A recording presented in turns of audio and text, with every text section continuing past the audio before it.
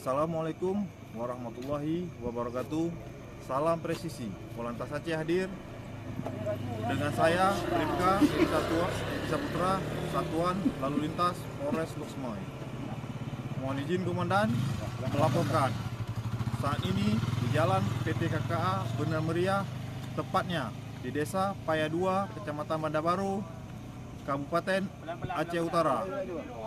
Terlihat jalan terputus atau amblas.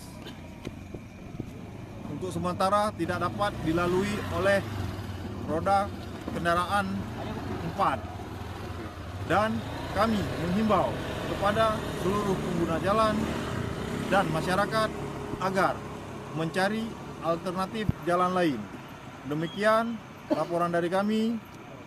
Salam presisi, Polantas Aceh hadir. Assalamualaikum warahmatullahi wabarakatuh.